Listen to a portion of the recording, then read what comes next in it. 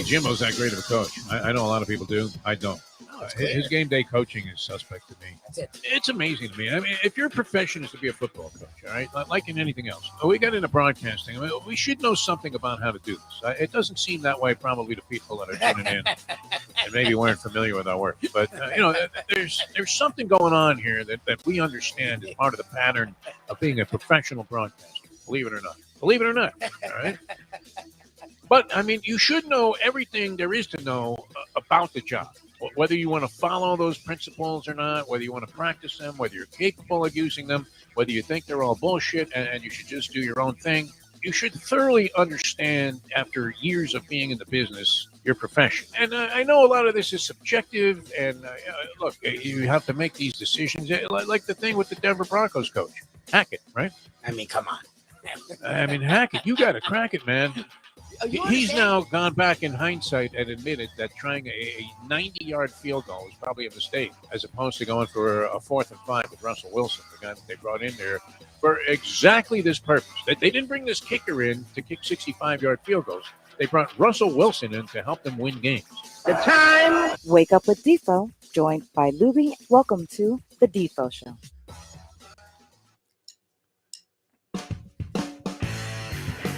And a very pleasant good morning, everybody, as we peel ourselves off the mat, literally. A little bit late coming in here. I don't know what exactly was going on there. Maybe you were seeing me picking my nose or whatever as we were waiting to see if we could get this thing up and running today. But good to be with you. A fantastic weekend. And always reminds me, and I've told this story many times on the air, about my origins here in South Florida broadcasting. I got my first job. I was so excited about it. And I was working with a guy. And Lubie didn't get a chance to know this guy because he checked out before I met Lubie. But what was a popular sportscaster in South Florida, and this is circa 1981, early 80s, a gentleman named Ron Harrison. And I know Ron, he liked to drink a lot. That may have been what led him to an early grave.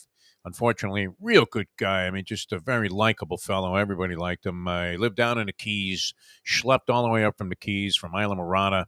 I think he lived in the place called the Button or something. It's in Isla Mirada. You see it on the right side if you're going south on the Overseas Highway. It's a little past Jimmy Johnson's Big Chill, just a little bit down the road there. So quite a schlep to come up to Miami to do some morning drive sportscasts. And this is when all news stations allowed a 3-minute block for the sportscast every half hour. So essentially, he was doing 8 sportscasts in the morning from 6 to 10. And my job was to come in around 3 o'clock, I guess, in the afternoon. We got this thing going for afternoon drive. And I had 8 3-minute sportscasts. And even let you drift a little bit over, Lubie, if you can imagine. Jeez. Now, Ron, he hadn't watched a sporting event in years and knew nothing. He couldn't name you a player on any team. But he was brilliant at the live endorsement. I mean, of all the people I've ever heard do live endorsements, nobody better. And you can maybe make a case for Joe Rose, very passionate with this sort of thing. Many others, Neil Rogers. He didn't really put all that much emphasis into it, but he had such a huge following. And it was kind of like a sycophant society with Neil, whatever he said. I mean, if he said to go to Burger King, boom, Burger King was packed in the next 3 weeks, which is a great thing. I mean, you want, I don't know that you want, that kind of power, but it's nice if you have that kind of influence, especially if your business is to help other people get business through your endorsement of their product or service. So he was the king of it, and that's kind of how he held his whole gig together, because he literally knew nothing about sports. He was a decent enough broadcaster that, he could get through it. And he would begin every sportscast after seeing nothing, and they would hand him the wire copy as he ran through the door, and he would say, "Boy, what a game last night." Now, if ever, I mean, I heard Ron in my head all day yesterday as I was watching football. It was absolutely fantastic, including the Miami Dolphins game, which I don't know what was the best of them, Lubie, to be honest with you. By the way, how are you, Lubie, on this Peel Yourself Off the Mat Monday? Whatever you did, it worked. And we do have to say an immediate hello to our good friend Rosalina, one of our biggest fans. And what I love about Rosalina, when she puts her pictures up on social media on Facebook, is that she is a giant Hurricanes fan. Yes. I mean, loves the Canes. Is out there tailgating hours before ball games, and the kind of fan that we really, I don't know. Do we need more of them? I don't criticize fans for the way they watch games or whether you go to games or not. That's entirely up to you. You could be a sports fan without ever attending a ball game, but if you're one of those people that dedicates the time and the effort it takes to be that kind of fan, I think you're generally and genuinely in another category, are you not? Well, Where you're and tailgating out there and you just love the team, man. Like yes. everything, your whole week is geared towards doing this, and you do all the preparations and everything. It's absolutely fantastic. Well, But and she's the kind of fan that I'm not, and it's what I was when you asked how I was, it's what I was going to get into. She's like supports her team all the way, and I'm sure after this Canes game, where a lot of fans were like, "Oh, this is what Cristobal does," which is what I've said. That's what his offense is since FIU. She wasn't. I'm sure she was standing behind the Canes and tough game, boys, go get them. It's not me. If you were on Twitter and you saw me the first half yesterday, 3 years of being Mr. Tua went totally out the window. you dove off the bandwagon? Oh, I Wow. was mad yesterday. My buddy literally screenshots what I text, and he's in LA, so it was like early for him, and he's like, "What's wrong with you?" I was like, "You've known me for a long time. This isn't new." It was after the game was over, and It looked very vintage to it, did it not? it was bad. No, it didn't even. My problem was it wasn't even vintage Tua. It was Jameis Winston. Like Tua's not confident. That's one thing, but like Yeah. bucking it down the field to try and prove a point and triple coverage after you already threw it down the field in double coverage. It's like, okay, so you are watching the media because you're only throwing these balls to prove a point, and you're not doing what this offense was set up to do. So I was done. I was like, look, I was wrong about this guy. I don't see it. Like I've been the biggest Tua defender ever, and I don't know what's going on with him, but he's not doing what McDaniel set him up to do. He's now taking chances that he's not supposed to. I don't know what to do anymore. Like I was at a loss at halftime. Like I really was at a loss. Well, I mean, going into the fourth quarter, you're down 35-14, a 21-point deficit. The stats are, so enormously stacked against you in terms of teams that have come back out of this. It hadn't happened since 2010 that a team overcame a 21-point fourth quarter deficit going into the fourth quarter. That was who did it? Cleveland Browns? Was that it? Maybe I didn't see that. Hasn't been overcome. I didn't write it down, but since 2010 was the last time that a 21-point fourth quarter, entering the fourth quarter deficit, was erased. Unbelievable, yeah. And now you're thinking you're never out of it. I was commenting to the people I was watching the game with. I said, you know what? If they can get a score on the board and get within 2 touchdowns, then they're in there with a reasonable shot. It looked like there was a little bit of a momentum shift going on at the time. I didn't expect to see the fireworks and the explosion that we saw in the fourth quarter from Tua Tagovailoa, but wow, did the narrative change on that game from what you were writing? Ready to just douse this guy with gasoline and light him on fire. And then all of a sudden he's on fire and he throws for 6 touchdowns, erases any memory that you had of the 2 interceptions that he threw in the game. And he throws for 460 some odd yards and ends up having a day that even Dan Marino would be more than proud of, right? You could have accepted a couple of picks with Marino if he had a typical Marino day, but we haven't seen that thing here since like 1984. That kind of play, and we were talking about Waddle and Tyreek Hill being the second coming of Clayton and Duper, and they were down and more in this ballgame. Also fitting the skill set of Tua because they're very capable of taking a short pass and turning it into something huge.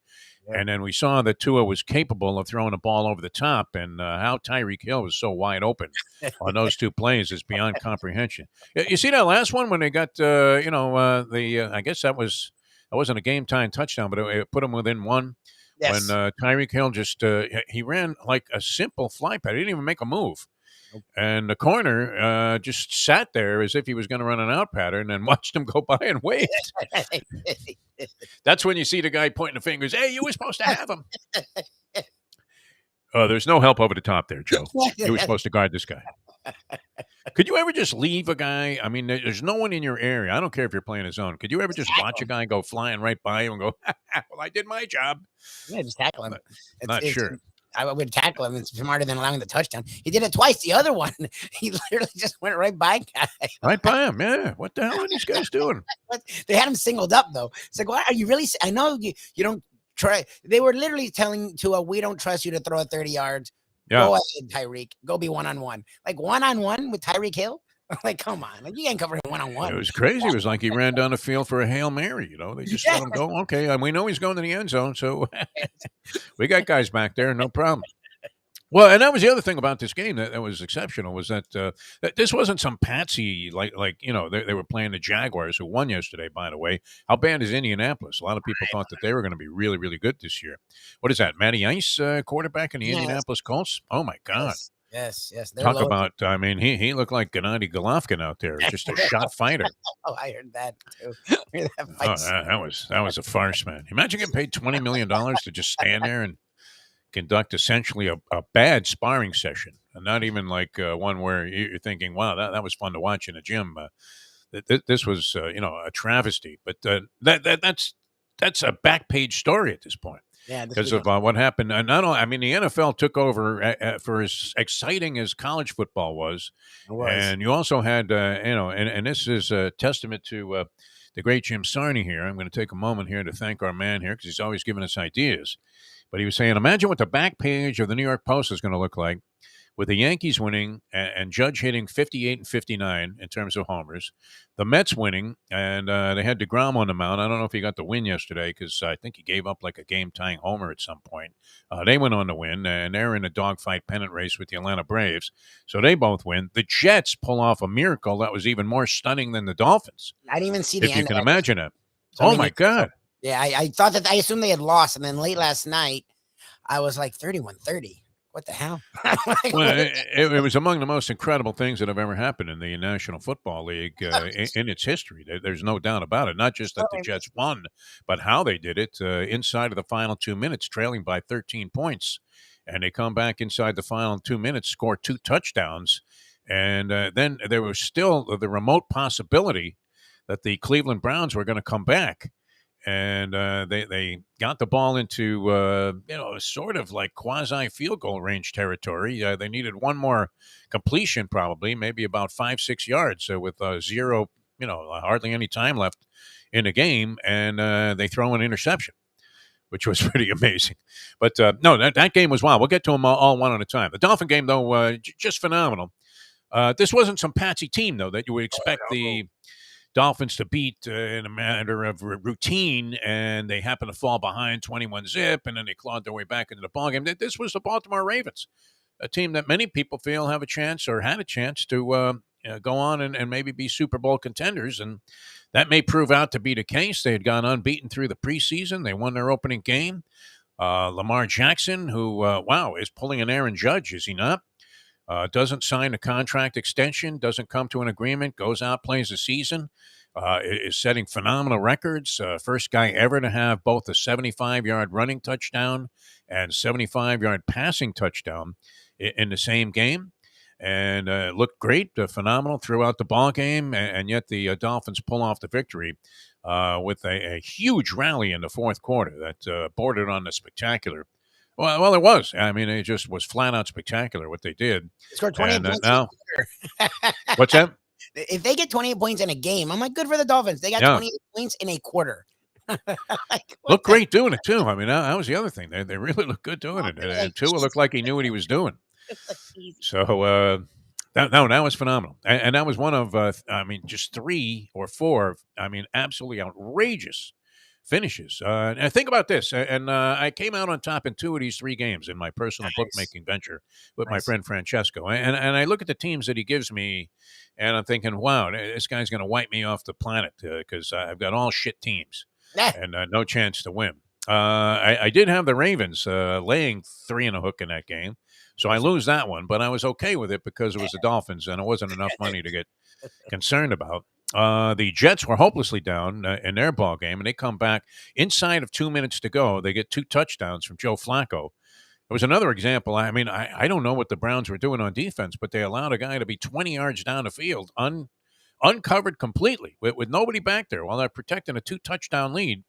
And Flacco goes right over the top, probably the easiest completion of his lengthy career. And that puts him within one. They recover an onside kick, Lubie, and then knock it in from there, and then nearly spit the bit and had the Browns come back on them for what would have been a game-winning field goal. And they managed to hold on finally by picking off Jacoby Brissett, and that was the ball game. And then, of course, you had the Arizona Cardinals, which I was laying 5 on a hook with the Cardinals in their game, and that looked like that was in the bag. That was the Raiders, who what's up with Josh McDaniels? Wow. I mean, he failed as a head coach before, and now 0-2 with 2 devastating beats with the Las Vegas Raiders. But they're up 20-0 at halftime, and the Cardinals are going nowhere, and they look like absolute dog poop in this game. Kyler Murray, who had a very poor game in his opener in what was an overwhelming loss for the Arizona Cardinals, made it look like this team is really in trouble. And they literally, I mean, you talk about pulling one out of your ass, Lubie. They had a pass interference call in the end zone that set them back up with about 20 seconds to go with a 1st and goal at the 1. Yep. And it took them 4 plays to finally get it into the end zone. And then on the 2-point conversion, which they needed to tie the game to send it into overtime, they get a delay of game penalty. Unheard of, unthinkable, unfathomable. You had a clip about coaches and how could you not know basic strategy? How could you fuck that up if you're Kingsbury?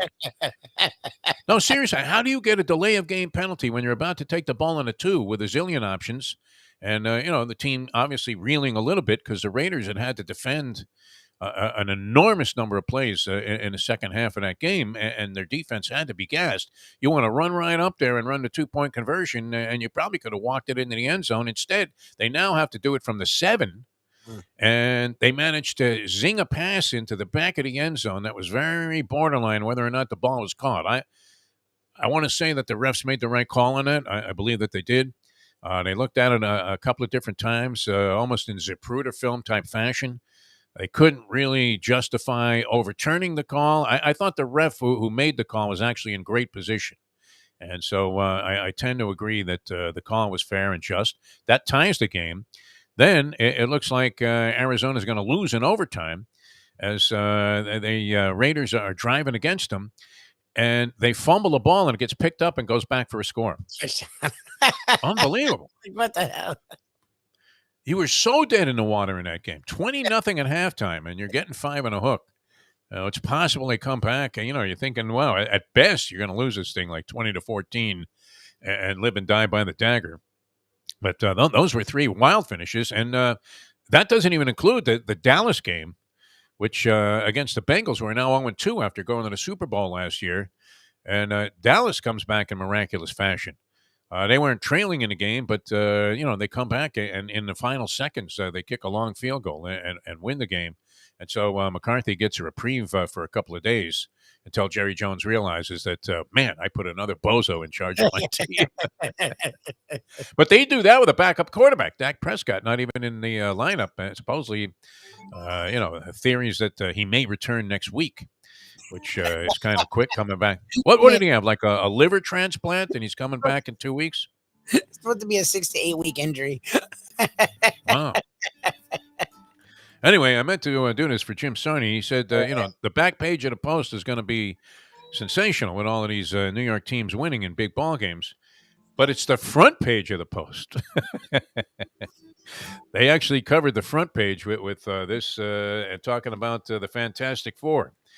Judge, and that's great that he may eclipse my man Roger Maris. What is that? 51 years later? It's going to happen. Somebody hits 61 in the American League. Let's hope he does it.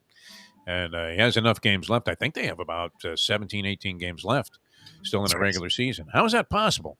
When does the regular season end? Mid-October now? Yeah, I thought it was late September, but okay.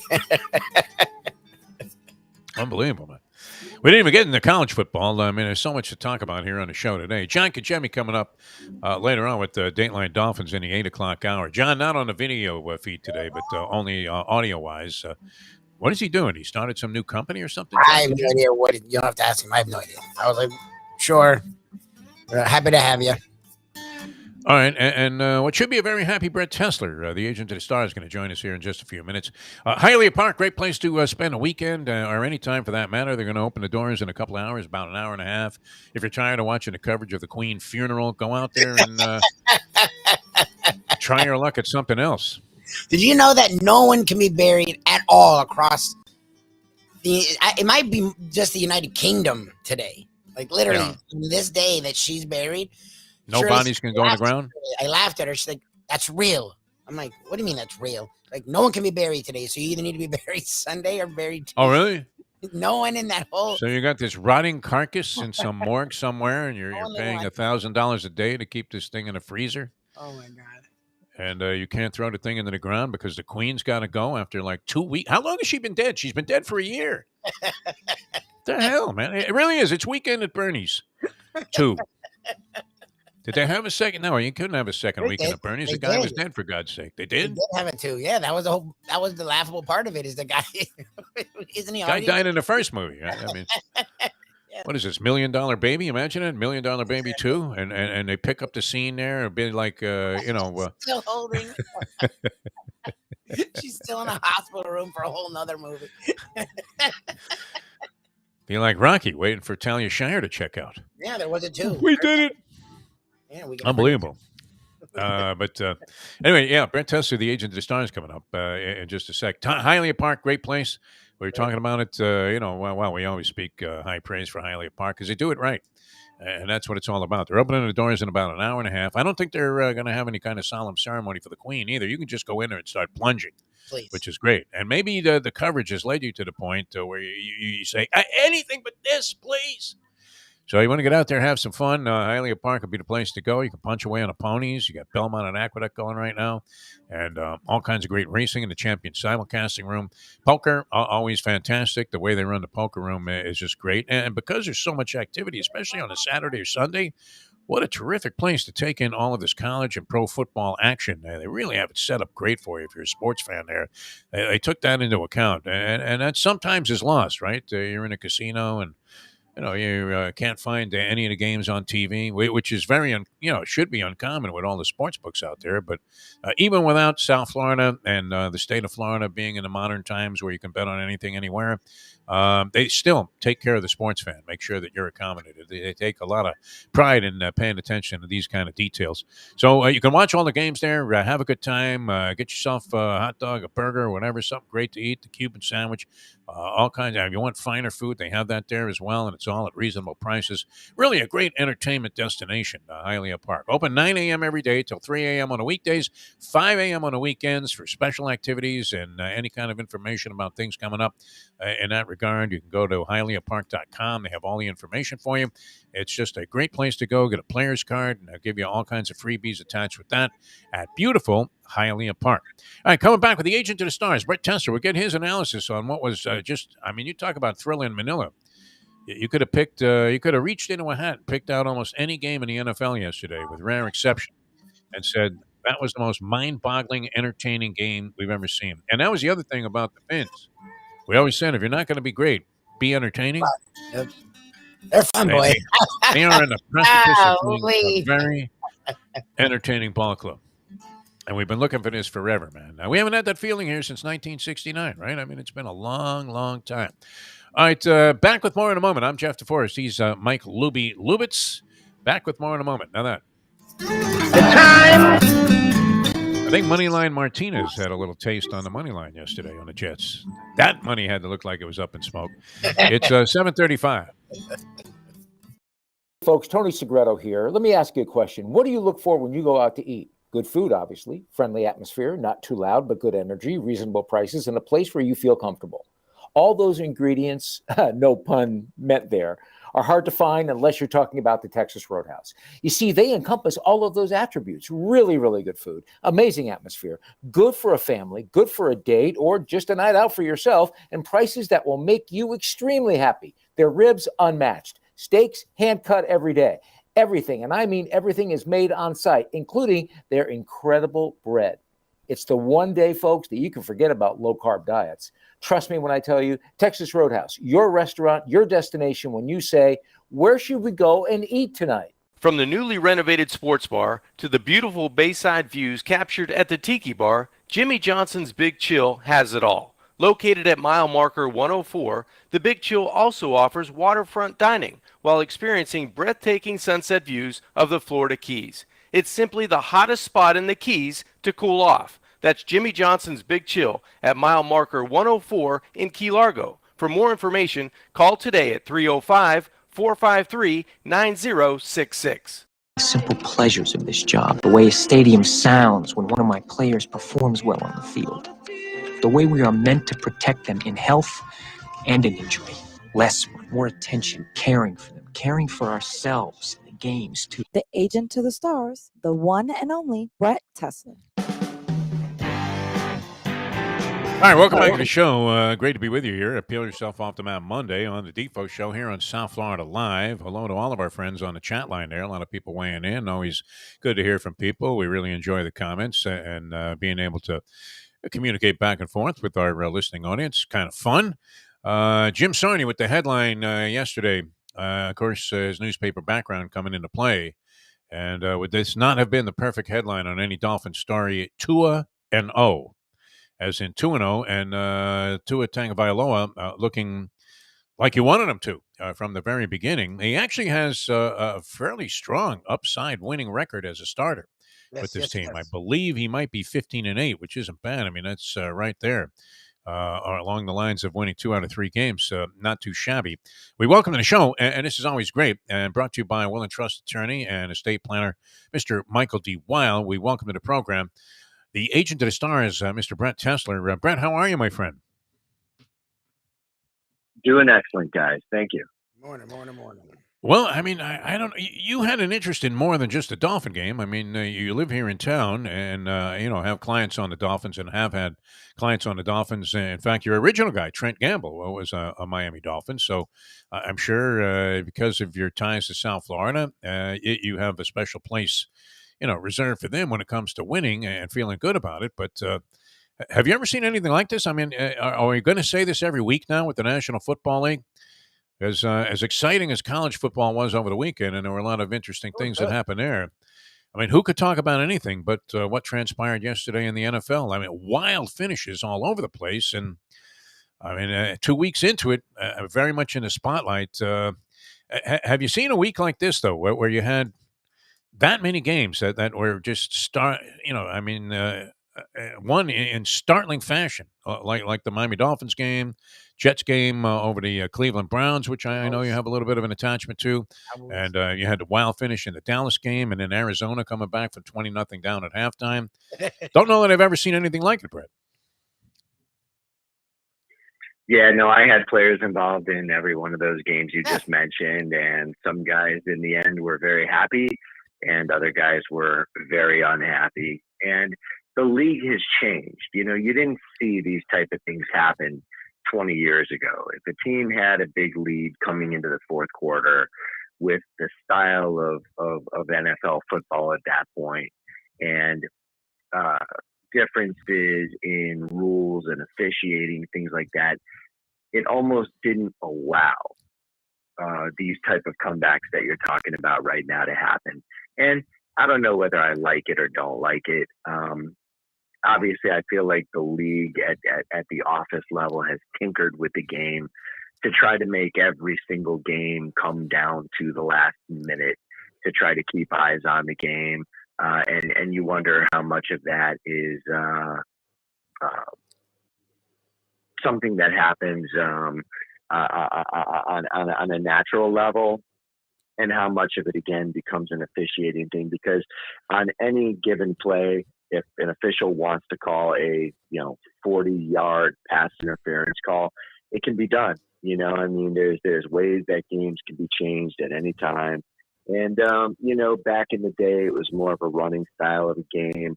There wasn't flags flying all over the place like there is now. There wasn't all these suspicious ticky-tack type calls. So that all plays a factor into it. I mean, the league clearly wants every team to be about 8-8 when the season's over. It seems you see so many teams that are sort of in that range. Well, now with 17 games, 9 and 8 or 8 and 9, you'll see a ton of teams in that range.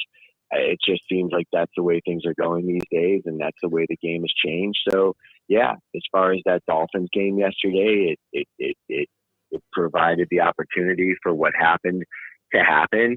And obviously, the Dolphins receivers did a spectacular job of getting open. I mean, Waddle is just, really emerging as one of the very best of the best.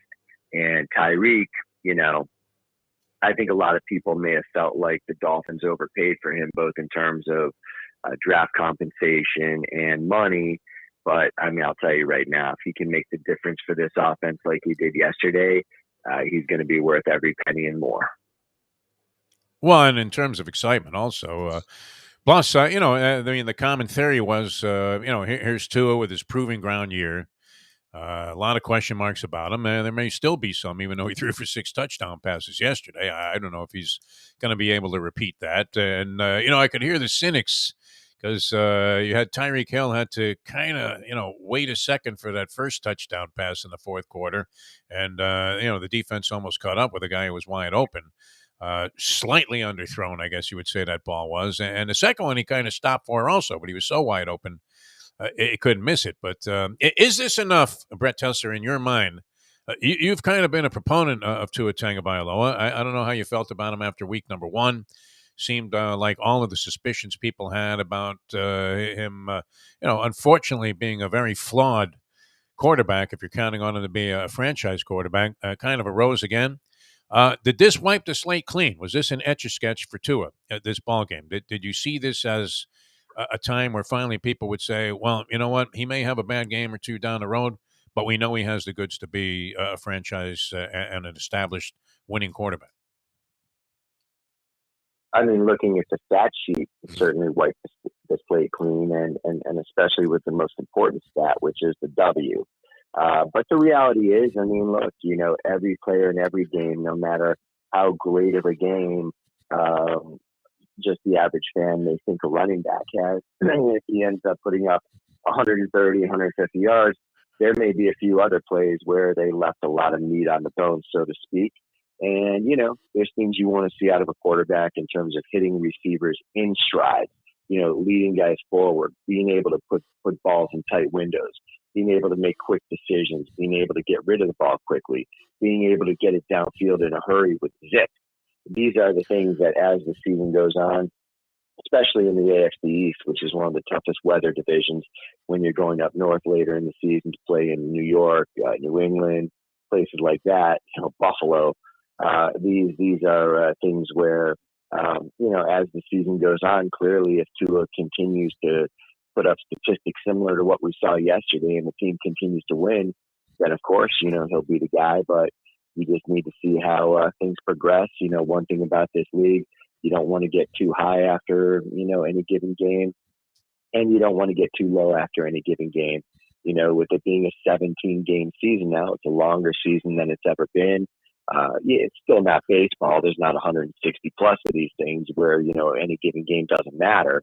But on the other hand, it's not like the old days where every game was life and death. So, there's going to be weeks where something crazy happens that works out to your advantage, like it did for the Dolphins this last weekend. And then there's going to be a week where it's the other way around, where maybe it looks like there's a game that they had in the palm of their hand. They should have won, could have won, and somehow or another, for whatever reason, it gets away. So, you mentioned that Browns game yesterday, missing an extra point to at least keep the game tied. It's a pretty sickening game to lose when you're that far up in the fourth quarter. So, I'm sure the Ravens are still going to be okay. They still figure to be a really, really good team. Could not have been more impressed by Lamar Jackson. And, that guy obviously is betting on himself, and providing that he stays healthy, it looks like it's a bet that's going to pay off handsomely for him. Brett, we've talked a lot about the two guys we've talked about were Tua and Mike McDaniel, and it feels like their paths are connected because Mike McDaniel's connected them. Mike McDaniel time and time again has mentioned Tua, And it feels like a game like we saw yesterday, or half we saw yesterday, is sort of the kind of thing both those guys sort of need. Like Mike McDaniel's a guy that your client, a lot of people have spoken highly of, and we were wondering, okay, but how would he handle adversity? He's been beloved. He's been fun. Everyone adores this guy. Well, that half happened, and then I was like, well, here it is. And they came out like gangbusters. How bigger is a half like that for a young coach and a young quarterback at this stage in their career? It's huge, just because, again, it's hard to win games in this league. I mean, no matter how much talent you have, I mean, there's a variety of factors that come into it. The old adage, on any given Sunday, I mean, how long has that expression been around, Beef? I mean, 50 years longer. I mean, that's as I grew up as a fan of football, that was one of the things that you always heard. That was one of the mantras of the league, and for reasons that we discussed earlier, I think that's even more so the case now than it's ever been. There's just so much talent out there. College kids these days are being prepared for this league more than ever, and not just at your Ohio States, Notre Dame's, like the old days. You've got talent coming out of pretty much any and every program out there. And so there's certainly no shortage of talented players in this league. So, quarterback play has been pretty good. So for these reasons, a lot of teams have a puncher's chance out there. I mean, you watch the Jaguars go out there and beat the Colts 24-0. You see Trevor Lawrence just grossly outplaying Matt Ryan. I don't think that's anything anybody would have expected or should have expected, at least not to that degree. So, this is the nature of the league today. It's a wacky league. From week to week, you're going to see a lot of exciting things happen. Some things are going to work out in your favor. Some things are going to end up, working out against you. But at the end of the day, it's what makes the sport fun. It's what makes the league as successful as it is. And so, yes, to answer your question, Lubie, for a guy like McDaniel, this is a massive, massive test early on, because you're going against a top defense here in Baltimore perennially. And so as a young offensive mind, new head coach, this is a massive, massive test, going head to head with a guy like John Harbaugh, one of the truly great head coaches of the current generation, and a Super Bowl champion coach. And so a multiple time Super Bowl champion coach, I think. But nonetheless, I mean, it's huge anytime you can beat a former MVP, a Super Bowl head coach in a very, very difficult home stadium in Baltimore. So definitely a huge, huge win, huge confidence builder, huge stepping stone for McDaniel, Tua, and the rest of the entire organization. You don't represent the defensive coordinator of the Ravens, do you? Because, whatever that was, that defense that he had on Tyreek Hill, where, the corner just lets him blow right past him as he goes to protect against an out pattern, and there's nobody back there. that was pretty wild on that one touchdown pass. That was wild, but on the other hand, people would say, you wouldn't want to represent the defensive coordinator who let Lamar Jackson come right up the middle on a fourth down play for, a very, very long touchdown run in that situation. So throughout the course of a game, things even out, and, there's things that work against you. There's things that work to your favor. And so you saw kind of all of that. It was a game of highs and lows. I mean, every emotion you could imagine, I'm sure every Dolphins fan felt in that game. And so for that reason, it was exciting. And obviously, as someone, as you mentioned earlier, who grew up down here, who went to these games with their parents when I was a little kid, it's neat to represent the starting running back on the team, and a guy who had a really good game, almost had 100 total yards yesterday, most of it. So, it's a fun time, and hopefully for the Dolphins and the fans down here and my client and my friends in the organization, hopefully these guys keep it going. All right, we'll see what happens. Another litmus test on tap as the Dolphins face the Buffalo Bills coming up next week. The Bills in action, and they will play tonight, so we'll see if they can double down on the outstanding performance they had in week number 1 to open the season against the Los Angeles Rams. A couple of teams that popped up, in these remarkable comeback games. And you mentioned the Jags shutting out the Indianapolis Colts, two teams that a lot of people had high regard for in the preseason analysis. The Colts were one. Supposed to run away with their division. They find themselves 0-2 and not looking too swift. And the Raiders, with Josh McDaniel, who had been waiting forever to, I don't know, how anxious he was to get back into a head coaching position, but seemed to find a perfect spot for him. And they're also 0-2 to start the season after being beat in just devastating fashion by the Arizona Cardinals yesterday. People have this stat out there about teams 0-2. They have a very low percentage of making the postseason. That was in the 16-game season. Most of those stats accumulated. We've only had one 17-game season. But how desperate do people get that are on teams that are 0-2 at this stage? Brett Tessler, were you hearing any fetching about, oh, geez, there goes our season from many of your clients yesterday? I mean, at 0-2, you're feeling it. 0-1, if you're the head coach after that game, you just say, hey, it's one game. It's going to be a long season. Lots of things are going to change. But 0-2, that gets your attention as an organization. And, you mentioned a team like the Raiders. I don't know why any team would necessarily expect that what happened in that game yesterday to the Raiders couldn't happen, because it's an organization who, they haven't won a playoff game, I think, in almost 20 years. So, there's just certain organizations where every year you think there's talent here. You think a new head coach may make a difference. But realistically, it has to be proven over time before people can really buy into it. I'd probably be more concerned if I were something like a Broncos fan. That's an organization there where, they won their game yesterday, barely. But the thing, against a really poor team.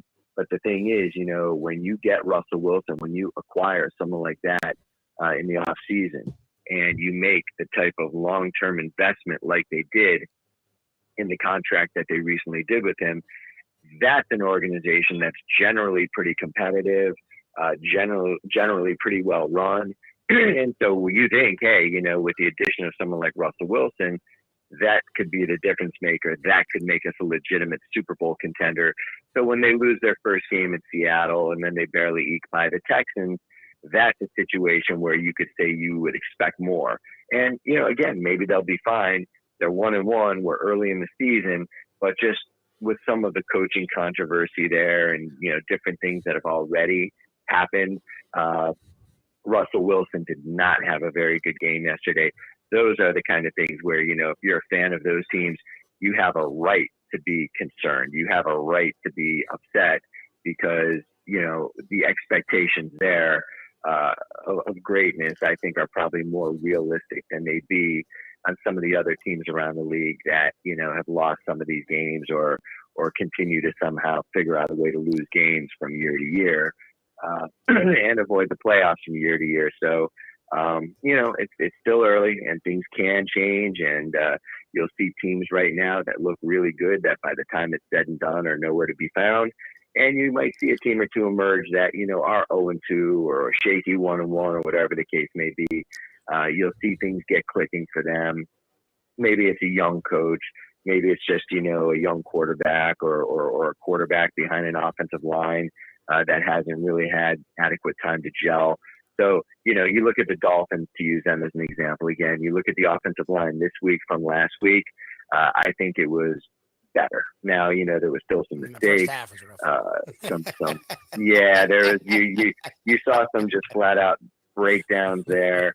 You saw some, situations on one-on-one battles where, certain guys got defeated. But as time goes on, you have to hope and expect that will only continue to improve.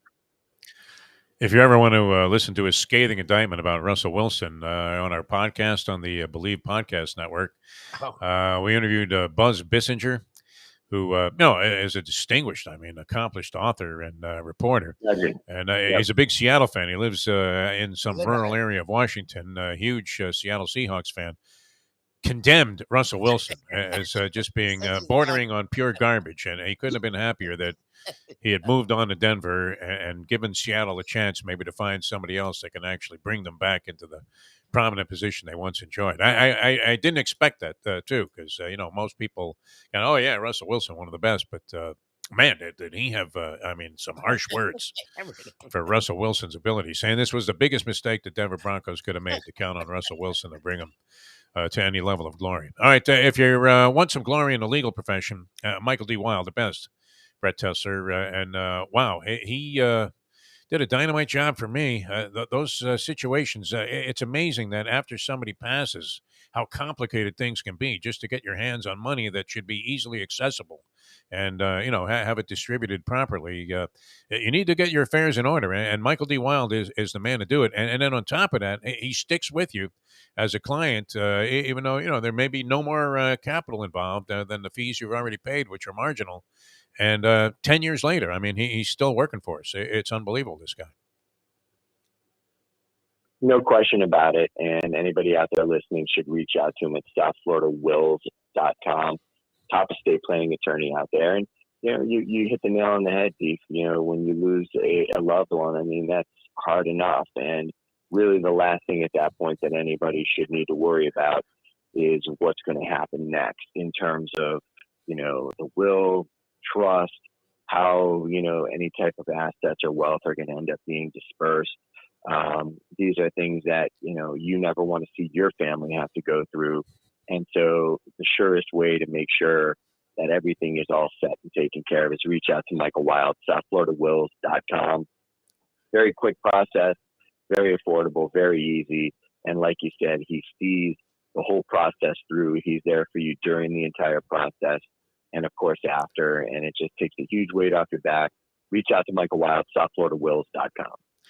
In this oppressive coverage of the Queen's funeral, did you happen to notice as he was walking by the casket, King Charles kind of whispered to Camilla Parker Bowles, "Thank God for Michael D. Wild." Right? There were billions at stake there. I would imagine Wild was at least consulted by the royal family because they would know right where to go there, and they had a lot of assets to protect. Brett, always a pleasure, my friend.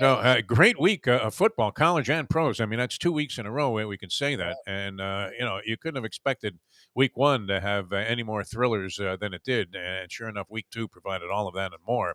So we're looking forward to the games tonight, doubleheader going. And then next week, Dolphins, Buffalo Bills, and many others, attractive on the marquee in terms of matchups. Thanks so much for being with us. It's always a pleasure, my friend.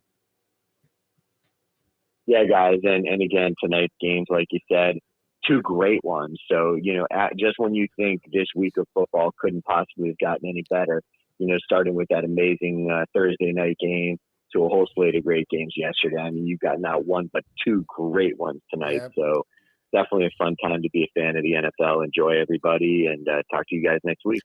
All right. Thanks so much. Brett Tessler, the agent of the stars.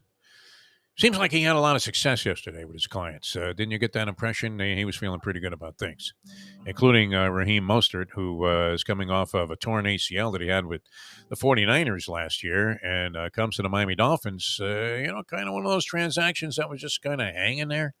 Follows McDaniel here and has become an instrumental catalyst in good things that are happening for the Dolphins in both the running and the passing game. So that's nice to see. Good assessment of personnel. And, wow, you talk about using guys. 11 catches each for both Waddle and Tyreek Hill yesterday in that game. Good balance. All right, well, get some more in-depth analysis into college and pro football. Always great. John Congemi going to join us.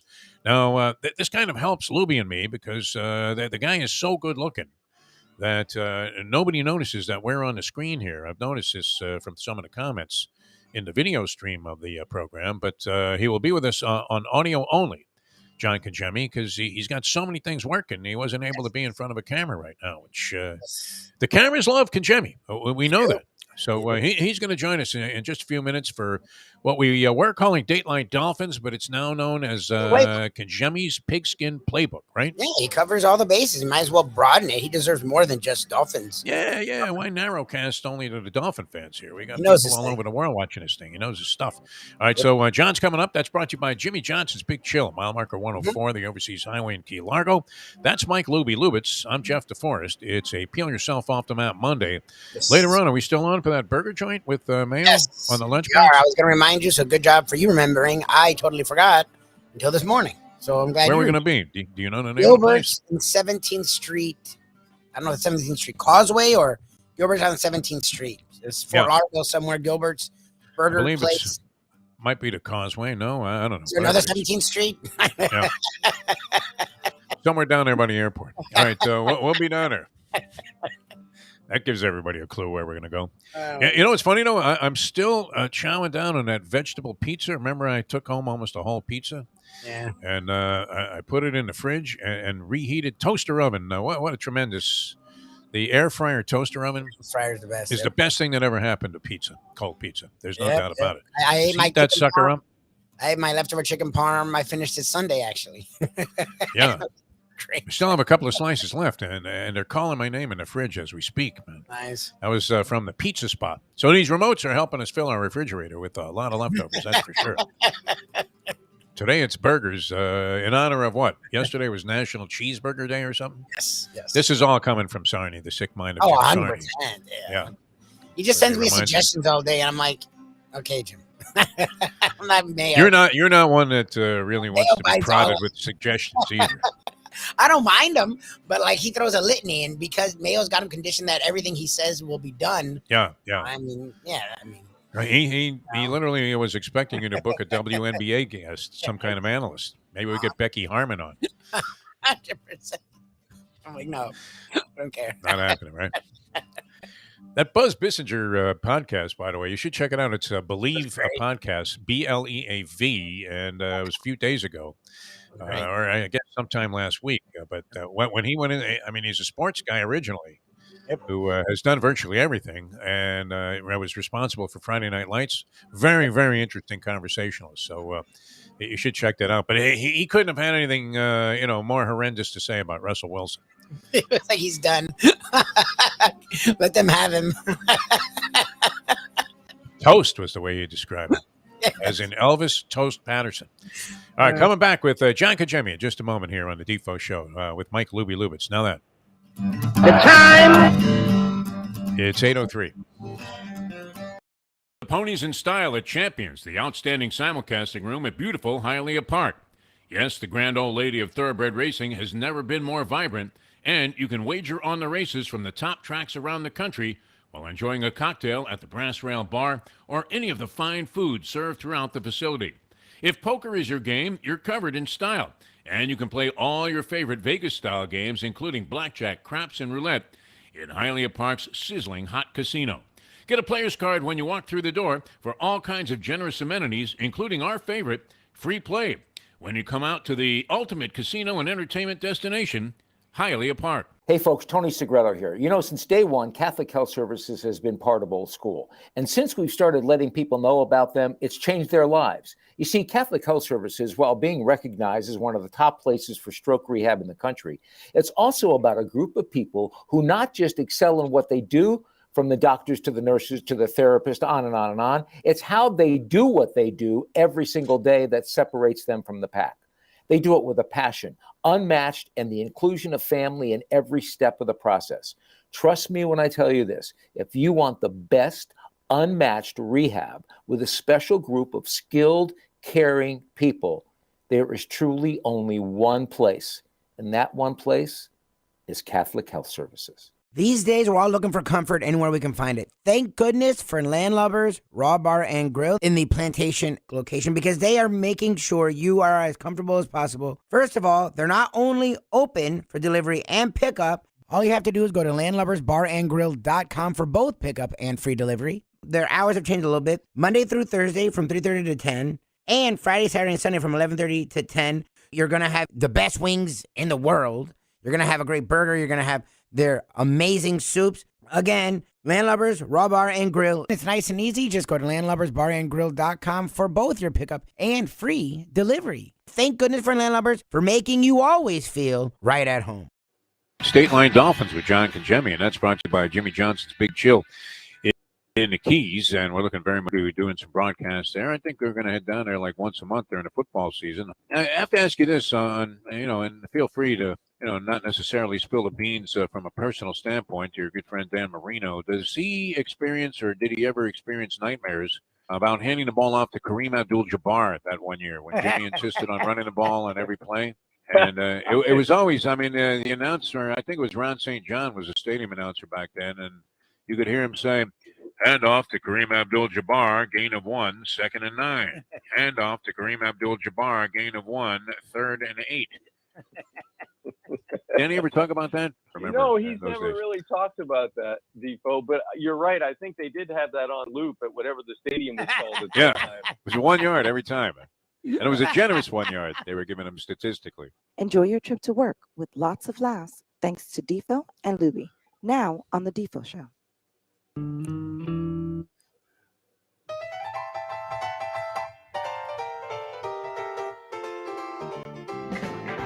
All right, welcome back to the show. Fast moving. Peel yourself off the mat Monday here. It seems like we just got started, although we did get going a little bit late. And it's always a pleasure to welcome this gentleman to the program, although we've already experienced various sources of input here on the program. Bitter disappointment by our female viewers and listeners that this man is not appearing on video because he is the handsomest guy in South Florida and does a dynamite job covering football, very much entrenched in Dolphins coverage all over the television set. Doesn't matter what channel you turn on. I mean, you turn on Skip Bayless, and who's he debating? He's debating Congemi. John Congemi joins us here on the show, and it's formerly known as Dateline Dolphins, now Congemi's Pigskin Playbook. Yes. Brought to you by Jimmy Johnson's Big Chill, mile marker 104, Key Largo. I imagine they were dancing in the streets there. That'd be some celebration. Jonathan, how are you? Where are you, my friend? I am working my real job somewhere in Fort Lauderdale. I'm not quite sure where I'm at. But the smile is so big on my face from yesterday's win, it couldn't be projected on any type of screen today for me to appear. So I don't know if it was shock or surprise or just a regular smile, but the Miami Dolphins pulled one out of the backside yesterday on the road against a team that they have had difficulty defeating over the years. Well, and a lot of teams have had trouble with the Baltimore Ravens, especially, obviously very solid at home. And they got a dynamite game. It's not like Lamar Jackson laid an egg yesterday. Because it's funny, we always discuss, well, there's a strategy to beat Lamar Jackson. And if the Dolphins were trying that strategy, it wasn't working because he was beating them like a drum. And they found a way to turn it around. We had talked about this. There's so many things come to mind, John, especially after an exciting game like that kind of turned on the town. This town has been reluctant to embrace a lot of things about the team, and they always seem to have these negative controversies like they did with Stephen Ross before the season started, and the owner gets suspended, and it looks like we're a mess. And this seemed to turn a lot of people's heads in another direction. It's amazing what a win like that can do in terms of inspiration. Did you not feel like, especially, you were on, various broadcast platforms. I'm just looking at like social media response, people are back in. They're buying back in. Even if they get thumped by the Bills, I think the Dolphins at least established that maybe there is reason to believe yesterday. It's funny, Defo and Lubie, because 15 minutes before the game was over, I'm sitting in WFOR studios, and we're talking with some of the behind-the-scenes people that are putting the show together. Yeah. And somebody says, I can't wait to see Twitter in 15 minutes, how brutal it's going to be because the Dolphins are down 21 points, and it doesn't look like, they're going to get the resurrection coming anytime soon again. And it looks like Tua's going to, be on the hook for a couple interceptions. The defense, although they made a goal line stand, they were very good on third down, too many explosive plays. And then all of a sudden, as you said, the embrace of what happened after that by social media fans, Dolphin fans on that platform, or what's going to happen this week for the build-up to the Buffalo Bills game, no matter what the Bills do tonight, is going to be over the top. It's going to be something I think that's going to feel different for South Florida, that they haven't had this feeling in a while, that maybe we have a chance to have a really consistent team. Maybe we have a chance that we're as good as some of the other teams that we're trying to compare ourselves to. Tua, answered a lot of the things that even that first half, I did a 180 that against him that I've had the whole time he's been here. But he sort of assured me, of course, in that second half, he assured a lot of people. He answered some questions. I'm sure some questions will remain. What was bigger to me in that second half is Mike McDaniel, because he's gotten this honeymoon period that has been pretty long for a Dolphins fan. He's been sort of beloved for a brand new guy. And that half, I'm sitting there going, all right, this is it, McDaniel. People have wondered, what are you going to do when the tough times come? We'll see. And they came out and it was like they were one unit. And because even in the third quarter, the Ravens scored the touchdown, but the Dolphins did score 2. And I felt like the tides had turned a little bit. And then that fourth quarter happened and both sides of the ball were dominant. I mean, the Dolphins defense was great in that fourth quarter and the Dolphins offense was spectacular. What does that do for a guy like Mike McDaniel when all the questions were, how would he handle a tough time? He handled it with like gangbusters. Well, I think, Lubie, that was my biggest question at training camp. Oh, I love his demeanor. I love the way he handles the media. I like the way he handles the team, because he can be, one of the boys, and he also got on them in training camp when they had bad practices. So I like that edge about him, and he may do it in a new school way. It might not be an old school way, but I still think he gets his point across. His answer for South Florida was, I think they're going to need a bigger wheelbarrow, because oh my God, he displayed confidence that you love to see as a quarterback, as a defensive tackle, as a place kicker, anybody on that team. People filling the Gatorade bottles. They felt confident about what they were doing because he never wavered. He was the same guy on the sidelines, and he coached the same way. I mean, to anybody on their call list, on their sheet, to have a play called F it, and they ran it, and it went for 6, yes. That's pretty cool. That's pretty cool. So I think he kept his demeanor, and he kept his swagger, and he kept all the things that he is. And I think that's the guy. I don't know if a 3-game losing streak, a 4-game winning streak, I don't know if it's going to deter how he does and what he does, because I think he's got a plan, and he's pretty much going to stick to it. It's funny, too, because he keeps talking about, well, we want to see how this team, he did it in week number 1, how this team does when they're facing adversity. And I keep looking at that as another bizarre interpretation of the old Coco Cameron credo, which is let's fail forward fast, which the Dolphins certainly did yesterday. He was looking to test his mettle against adversity. But, one of the things that we didn't see a lot of last year was, you had with Brian Flores, Tua kind of bottled up. And if the Dolphins were in a situation where, you were thinking, geez, that we're a little desperate here, he was even less likely to turn them loose. So that was kind of nice to see that they were willing to go in that direction. And on the other side of the field, on the sidelines, was John Harbaugh, a very accomplished coach with a Super Bowl victory and a great reputation and a 900-game winning streak in the preseason.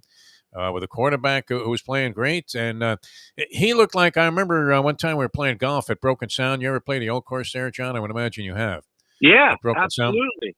Sound. Yeah. Now, when you were there, I mean, this is circa a while back, but I think, I don't know if Lubie was with me, but we saw a Madoff victim washed up in one of the canals there, face down. And when we flipped the person over to see, who it was, they had a very pale look on their face. Obviously decomposing, and it looked like Harbaugh was in the same kind of shape as this Madoff victim in the creek at Broken Sound. I mean, he just reminded me of that because he looked stunned. as to all of these developments, which is surprising because I mean you're looking at a guy who's coached one game in the NFL versus one of the real true and tried veteran coaches, and McDaniel was getting the better of him. Well, I don't think that's ever happened to John Harbaugh. That's probably why you saw that look on his face. I don't think that's happened to many coaches. Up 21 points twice, and to have an offense that is providing explosive plays, special teams. You open up with a 103-yard kickoff return. Lamar Jackson has 3 first-half touchdown passes, 28 points in the first half. Lamar had a perfect quarterback rating at halftime. Yep. I mean, how can you not feel confident that you're going to win that game? You know, all you're thinking of is, just don't screw it up. Yep. But the Dolphins were so aggressive on both sides of the football. I mean, everybody's talking about, and rightly so, 2 of 6 touchdown passes. Jalen Waddle, career highs in catches and yards, and Hill the same way. I mean, they were outstanding. I don't think it's ever happened in NFL history where you had a quarterback throw for over, I think it was 400 yards plus. You had 2 receivers that go over 170 yards on the same team. I mean, it was unbelievable the things that happened.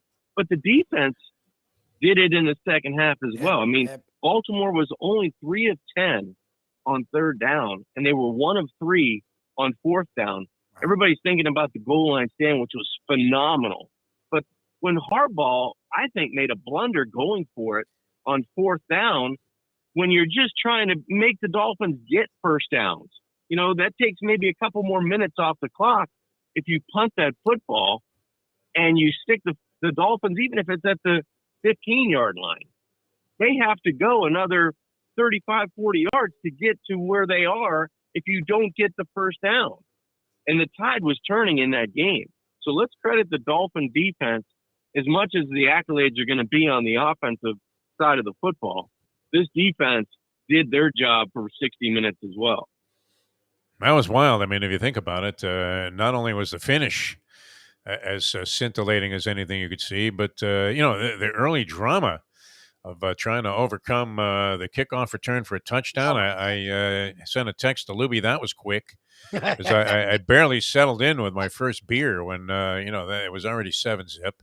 And I'm sure a lot of people missed that. And then they had an 18-play drive that results in no points, which was amazing. And the Dolphins come back and, get into a 7-7 tie, I think, at that point after that by scoring. Lost in the euphoria, John Congemi, of this victory and the comeback from 21 down going into the 4th quarter was the fact that the Ravens took the lead again late in the ball game with a field goal and looked like they were in a perfect position to win the game anyway. And so all of this brilliance of the comeback would have been lost, but the parenthetical was the Dolphins still had to overcome a deficit of 3 points in the final minute of the game with a closing drive. Well, you're right. I mean, they did it all, the entire second half where they were able to come back and get some explosive plays. And again, yesterday I'm watching the game. I'm in the studio, and as soon as I saw the Dolphins make Baltimore settle for a field goal, I'm running to the set, and I said to the guys in there, I said, if they have to settle for a field goal, the Dolphins are going to win this game. And everybody's like, yeah, right. Give me $20. Put your money where your mouth's at, You made some money? Good for you, John. Nobody ponied up. I don't ever make money doing that. Those TV guys are cheap, man. They're big mouths, but cheap.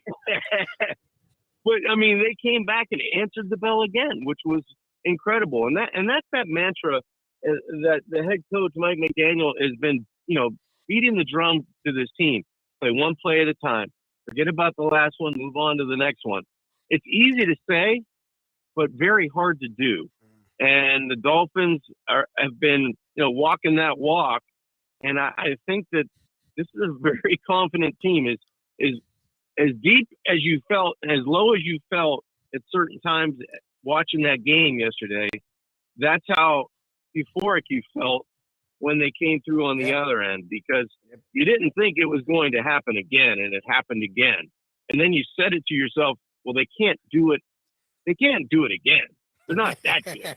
Well, they did it again, So it was it was definitely a roller coaster type of a game, and the Dolphins ended up, finding a way to win. Those of us who were inclined to go ahead and take a shot at the over on the 8 and a hook certainly felt good about that one. Because that was one that you had to sort of steal, yeah.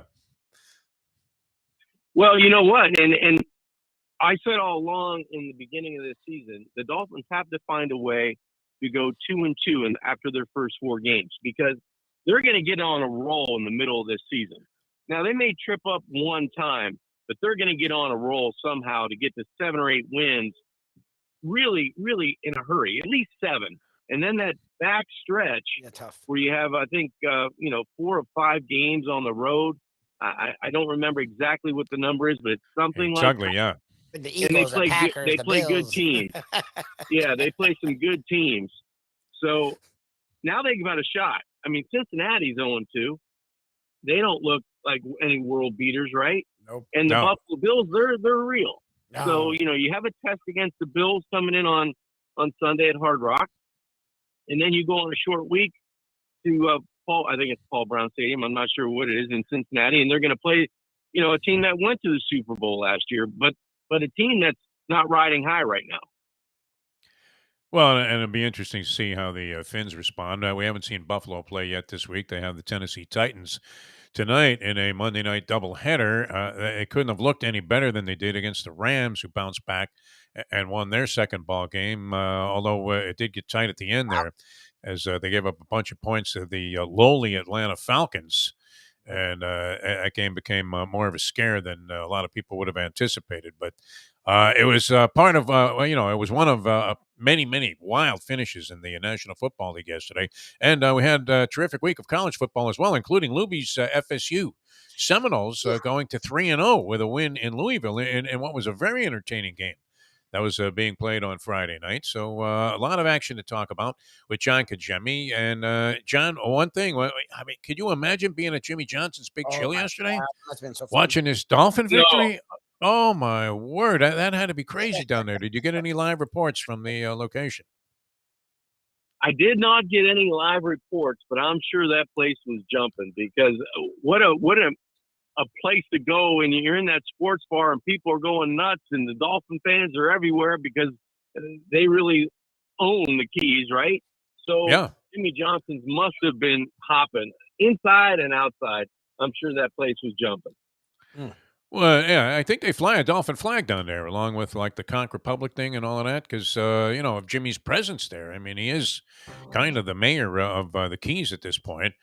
Great food and drink there. I would imagine they were singing into the night there with the live music after this huge Sunday victory. And, of course, they have the sports bar remodeled at Jimmy Johnson's Big Chill and a variety of things to eat on the menu that is unparalleled anywhere in the Keys. Just a dynamite destination. Jimmy Johnson's Big Chill, mile marker 104, the Overseas Highway. Plan to stop in there even if you're going to another destination in the Keys because the food and drink is exceptional. And you know what? You might decide, hey, why go anywhere else? Just, hey, so get the luggage. No, we're going to stay here. That'd be the way it goes for a lot of people at Jimmy Johnson's Big Chill in Key Largo. All right, more with John Congemi. Coming up. Sorry we can't bring you John on the video here. I'm curious. I don't know what he must be dealing in some kind of high finance. What do you think, Lubie, for this job that he's talking about? I would think so. I haven't really pushed him, so we're gonna let him have that world be separate from this world. And glad he could join us each and every Monday. Yes, I thought you were going to say because he couldn't do the video today that he was at the Queen's funeral and had been invited by the dignitaries there for his various connections with royalty. I'm not there, boys. That's for sure. I'm not there. They're finally going to bury this woman, which I think is a good thing for humanity. I think it's out of mercy for the rest of humanity that they're finally going to put this woman's casket in the ground. It seemed like a very likable and lovable lady. But are you waiting 24 hours in line to Oh no. Take a look at a casket, John Congemi? I mean, could you see yourself doing that? Beckham did it. 13 hours this guy waited. Incredible. I mean, I don't know. What's the over-under on that? 1 hour for me would be more than I would consider. Yeah, that's for sure. I'm not sure. I mean, I'd have to have some help. I'd have to have some assistance. I don't know if I could. Oh, I think we lost John there around that comment. Anyway, we'll get him back, and we'll come back with more here on what is now John Congemi's Pigskin Playbook, formerly known as Dateline Dolphins, with John Congemi. That's coming up in a moment here. That's Mike Lubie Lubitz. I'm Jeff DeForest, and we'll be back with more on this edition of the Defo Show and a Peel Yourself Off the Mat Monday, people. It seems like everybody is in celebration mode today, doesn't it? Yes. Do we have any Raven fans out there? I can't imagine the headlines were too flattering in the papers today in Baltimore. The Baltimore Sun. Is there more than one paper? Did he even publish the Sun anymore? No, I don't know. Sad to see because I was so entrenched and loved the newspaper business when I was in it. And here we are, like, it's 50 years later, Deef. More than that, right? And, it's not, we don't even know if these classic, long time, just iconic newspapers still exist. Back with more in a moment. Now that. The time. 8:26. Folks, Tony Segreto here. Let me ask you a question. What do you look for when you go out to eat? Good food, obviously, friendly atmosphere, not too loud, but good energy, reasonable prices, and a place where you feel comfortable. All those ingredients, no pun meant there, are hard to find unless you're talking about the Texas Roadhouse. You see, they encompass all of those attributes. Really, really good food, amazing atmosphere, good for a family, good for a date, or just a night out for yourself, and prices that will make you extremely happy. Their ribs unmatched, steaks hand cut every day. Everything, and I mean everything, is made on site, including their incredible bread.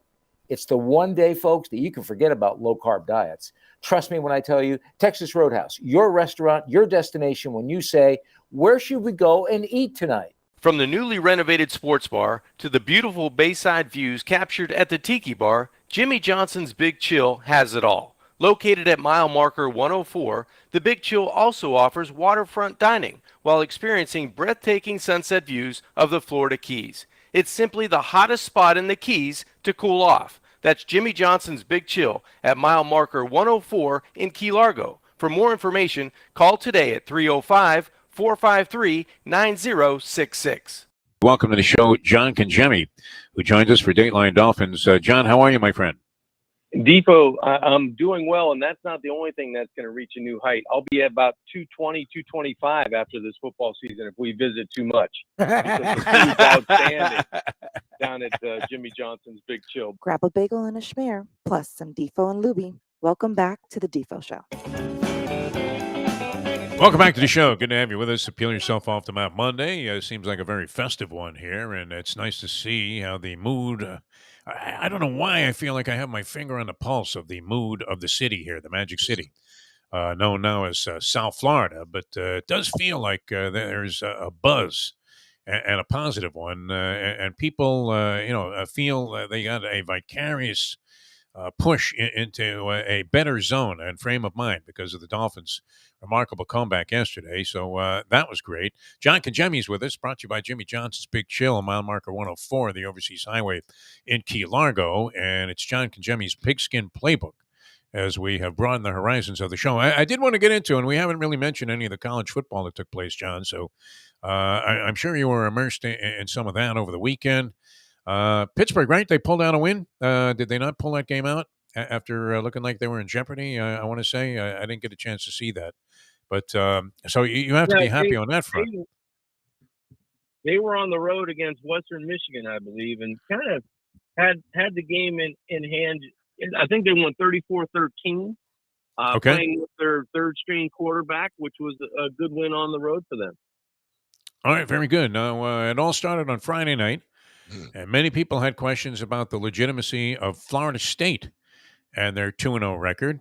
They had upset LSU, who has since bounced back, I guess, and came back with a win this week and covering a rather hefty point spread as well. And now they go against Louisville, a team that lost to Syracuse in its season opener. And maybe that is not such, a dose of ugliness because the Cuse is now 3-0 and had a wild, dramatic victory in their game this week. And it looks like they have a quarterback for the first time, maybe ever, because that was never a big priority of the Syracuse football program. They always had those great running backs, but after that, who knew? I guess they had McNabb there. Yeah, it wasn't so bad. Yeah, it wasn't bad, but but it wasn't known as a quarterback university. So anyway, Louisville loses that game. Maybe that wasn't so bad. Not such a blotch. On their resume. And then they lose to they beat UCF, right? Beat UCF Yes. in their next game. At UCF. And Florida State goes in there, and even though Mike Norvell does everything in his power to try and cough up a ball game, at the end they managed to finish this one off in style. So Jim Sarney's question is: should they be in the top 25? How are they not ranked at 3-0? It's hard. It's hard to see why they're not. I mean, they go in, they lose their starting quarterback. I think just before halftime. Yeah, first half. And Rodemaker comes in and throws an early pick, and you're going, oh no, quick brick, yeah. And then all of a sudden they turn it around. Ward runs for over 120 yards. Yeah. The Louisville quarterback Cunningham was running all over the place. He was great, throwing it equally as well. He was fantastic. But Florida State finds a way to win. Florida State should be ranked. I think they should be in the top 25 because Syracuse is a good football team this year, and Rondé Gadsden's son, Rondé Jr. makes a big catch in the front corner of the end zone for them to win in dramatic fashion. So yeah, I think right now Florida State looking pretty good. The Hurricanes played pretty well. I thought they had chances to win at A&M. I don't know if catching the football when it's thrown in your hands is a requirement there anymore. But, gosh, I mean, there were plenty of opportunities, and Van Dyke missed a couple of opportunities when he was had open receivers. So it was a 50-50 proposition. It wasn't all on the receivers and it wasn't all on the quarterback, but it's somewhere in the middle. If they just make a couple of plays, I think they win that game easily. John, and to bring it back to Florida State, it's funny. A guy that I've been behind is too. A guy I have not been behind is Rodemaker. He's now stepped on the field, I think 5 or 6 times. And up until that second half, he was trash. And I literally was losing it because they have a freshman that has a lot of talent in A.J. Duffy. And yeah, he's a true freshman, but he's shown a lot more in just his 2 or 3 series than Rodemaker ever showed. So a lot of FSU faithful, including myself, was screaming, "What are you doing, Norvell? Rodemaker sucks." And then that second half happened, and it totally sort of reminded me of the Tua second half where the coach and the quarterback are the only 2 people in the world that believe in each other, and that's all they needed. Because Rodemaker was standing there getting hit, standing there. The offensive line wasn't playing really well, and it didn't matter. I mean, he was slinging it down the field. He had 2 throws inside the red zone that were dimes, and it was like, what the hell? Where did this come from? And it was like, you know what? As much as I fault Norvell in that second half, I was very frustrated. And Rodemaker, there's something to be said for these guys believing in each other, and they went and showed it. And you've sort of seen that from Florida State through 3 games. Well, I think that's what Mike Norvell was leaning on. Even after the game, I think the quote was, "This team found a way; it willed itself to the win." Yes. And Rodemaker was a big part of that in the second half. And I was right with you, Lubie. In the first part of that game, after Travis leaves the game, I'm going, you're saying that they have nobody else on that sideline that's better than this guy? And then all of a sudden, he turns it around. And it's, sometimes it's tough when you get as the backup and you just get thrusted into a game. And you're like, okay, it's 3rd and 20. Go ahead and win it for us, kid. It's tough to get out there and you're not loose. You're kind of trying to stay into the game on the sideline, but you're not thinking the guy's going to go down because he's kind of like Houdini. He gets out of every would-be sack and turns it into a positive play. So one of those things where he just needs to get his feet underneath him, and he did in the second half, and Florida State finds himself on the right side of that one. I found the UM effort deflating. I really did, John Congemi. I was expecting them to beat Texas A&M. Texas A&M was ripe to be taken. I mean, they had 4 guys suspended that day. That day, they had 4 guys suspended. Right. I mean, they lost, 2 guys to suspension in their secondary, and 2 more guys get, thrown out of the game for targeting in the first quarter. You would figure you'd be able to exploit that. And then, and you've probably seen many of these in your years as a color analyst on those ESPN broadcasts where they give you a little bit of an overhead shot.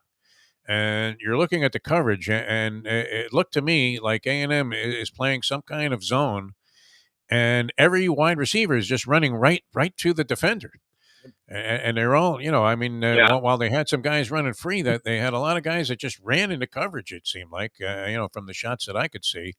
And it just really technically, it didn't seem like a very good ball game by the University of Miami. And we were hoping that Mario Cristobal would have this team, primed and ready to succeed. And it looked like a real sort of lackluster effort to me. I don't know. Maybe I'm underestimating Texas A&M, but they had just lost to Appalachian State the week before. Well, I don't know. I think it's somewhere in the middle of that, Defo. I think that A&M can't be as bad as they looked the week prior. And let's not take any credit away from Appalachian State, but A&M wins that game 9 times out of 10. They look like they were disinterested. App State's a very good team. They took advantage of it, and they get the huge upset. So now A&M, everybody's yelling at. I'm sure Jimbo had 18 peanuts in his Coca-Cola that week, and he's yelling at everything that moves on the practice field, right? So they get ready, but now they got to suspend 4 guys the night before the game. You get 2 of your top defenders out of the game before the first half with targeting penalties, and still UM can't take advantage of the secondary. There's with a Heisman hopeful at quarterback, and you're telling me that Miami can't recruit wide receivers? Come on. I mean, it just that they looked out of sync. When guys were breaking open end zone coverage, Van Dyke was off target. Yep. When he found guys in zone coverage or man-to-man coverage and put it on the money, the ball looked like it was a heavy ball. It looked like he was throwing a heavy ball that night because receivers just couldn't catch it. I mean, it was right on their frame, and guys couldn't come down with it. So, Mario went out. I mean, UM goes out and hires Mario, right? They spend a lot of money to do it. They get high-profile defensive coordinator, offensive coordinator. Jason Taylor's on the sidelines. Ed Reed's on the sidelines. I mean, they had more hype people than Muhammad Ali on the sidelines. I think Bundini Brown was there saying, float like a butterfly, sting like a bee. It was unbelievable, right? And they still couldn't find a way to muster it up just one drive because they had chances in the red zone and they were just shut down in the red zone. They looked like, why would you dial up a quarterback run when your quarterback doesn't run? Van Dyke. So there's a lot of ugliness. There's a lot of things that didn't mesh well for the Canes, but they had their chances to win. They had their chances to win, and they just couldn't find a way to do it.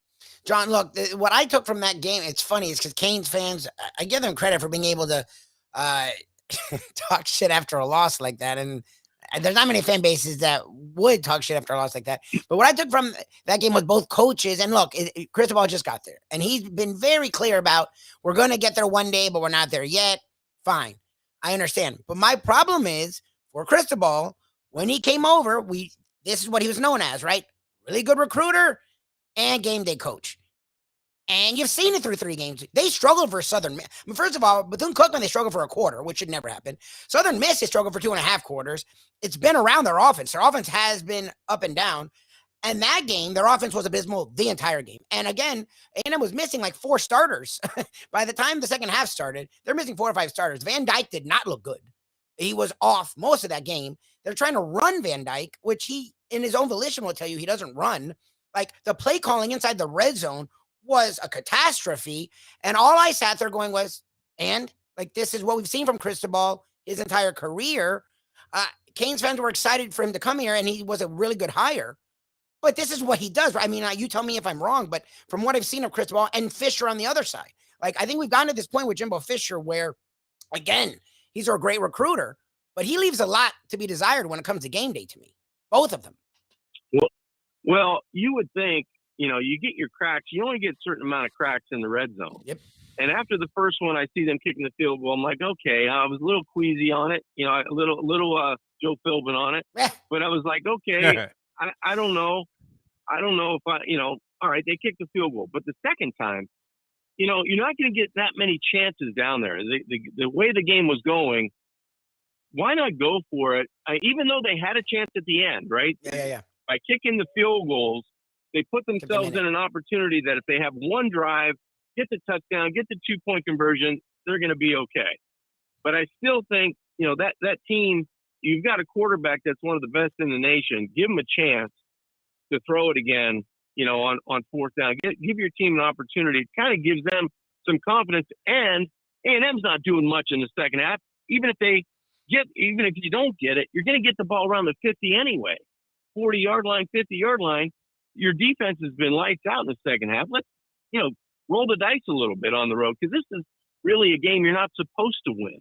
This was going to be an Alabama light, version of last year before the season. I had no chance Miami winning this game, but in all reality, they had multiple chances to win the game and just couldn't find a way to do it. It was insane too, and you would be able to speak to this. The largest crowd you ever played in front of, John Congemi, in your years at Pittsburgh, 107,000 people, just going ape. I mean, the entire game. That has to really be something. Especially if you're a young Hurricane receiver and you're in there. I don't know, that place had to be absolutely shaking. Yeah, that place, I've done a couple of games there, and that place gets pretty loud, and it's a big stadium. And what I mean by that, it goes up forever. So that sound kind of just stays in there. And in the student section, I think it's the largest student section in any college football stadium. Just the student section, 37,000. Yeah, I mean, there's just it's unbelievable. It's got to be a fun environment, whether you're the home team or the visiting team or just a fan, to go experience that, because it looked like everybody was having a good time. And it was, it wasn't a great game, but the score the way it was, you felt compelled to keep watching it, especially if you were a Hurricanes fan, because there was a chance that they could make one play and pull out a victory, so it was a fun environment for a college football fan for sure. Yeah, we take it for granted. A dog barks, from the outside fence at the tennis center where I'm playing, and my serve goes right into the bottom of the net. And then you're thinking about, trying to catch a ball in traffic, that's being zinged in there under pressure. And, these 107,000 people are all against you. It's something to take into consideration, I guess, when you see players fail under those circumstances. So, all right, I had this thought, John Congemi, and this was prior to their remarkable comeback in their game yesterday against the Cleveland Browns, the New York Jets. But I was watching the Georgia game, and I was thinking, what NFL teams would not be able to score a point against the Georgia Bulldogs defense? And I thought maybe the Jets are in that category, a couple of others, but they definitely look top notch, which is remarkable considering their entire defense went in the first 15 picks of the first round of this year's NFL draft, and they look as sharp as ever. I mean, are they clear cut number one in your opinion, the Georgia Bulldogs? Yes, I don't see any team coming close right now to what Georgia's been able to put together. I mean, they're a team that doesn't have a weakness right now. I think they're clearly number one. Alabama, Ohio State, Michigan, Oklahoma, Clemson. There's some teams that are all battling, who's the strongest 2, 3, 4 right now. But Georgia clearly is head and shoulders above the rest. I mean, the AP, I think rankings came out. They had 59 first, ranking votes, and the next was Alabama at 3.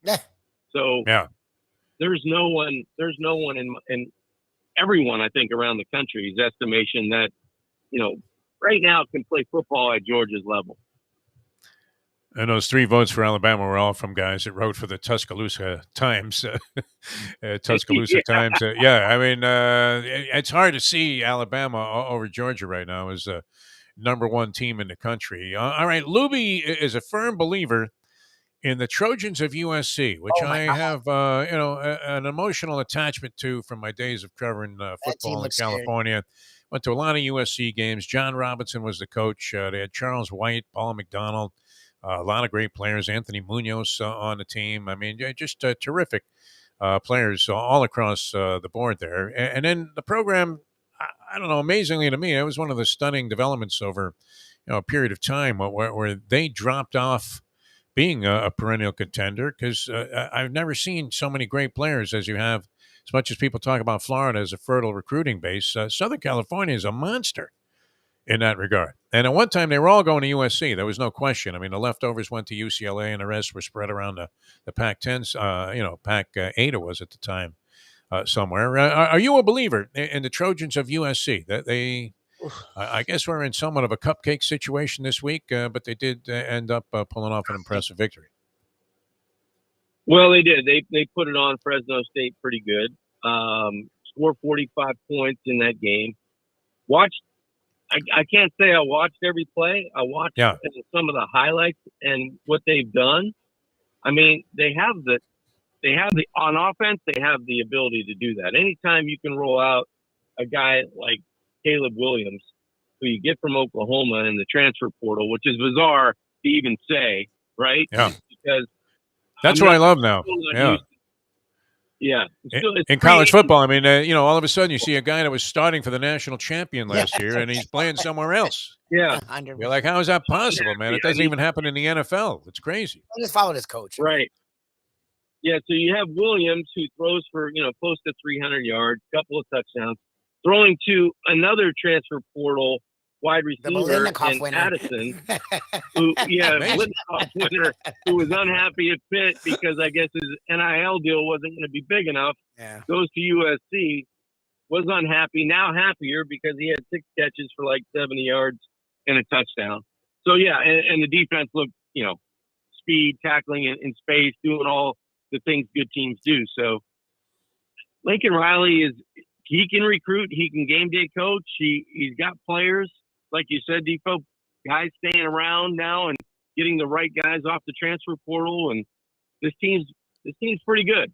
I'd like to see him play a team of their caliber. Yeah. And I don't know, looking at their schedule, I know they have Oregon State coming up, who in their own right has played really well early in this season.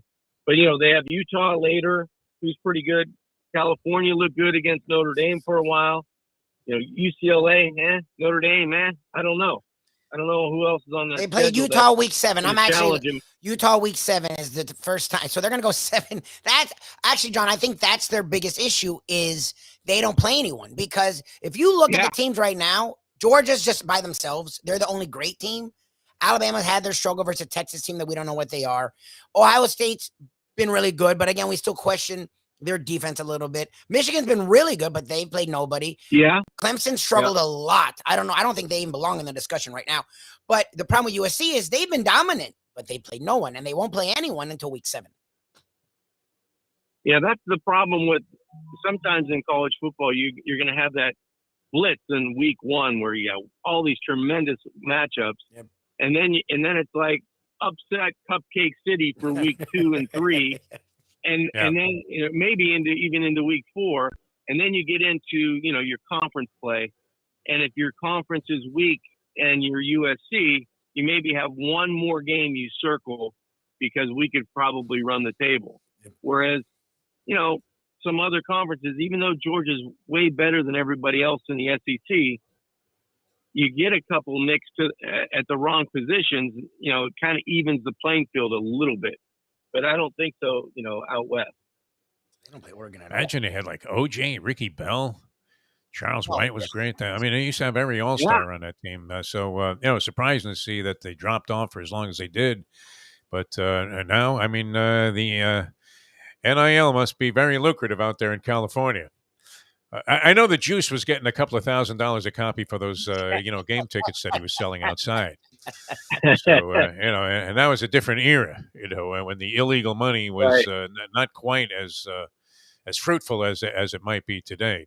John Congemi with us. And again, John, anytime you get down to Jimmy Johnson's Big Chill, mile marker 104, the Overseas Highway in Key Largo, how great of an idea is that with all this terrific football going on? Get down there, check it out in the sports bar, or sit out there at the tiki bar, watch it on the many screens they have up there, and catch nature at its finest in a beautiful atmosphere there at Jimmy Johnson's Big Chill.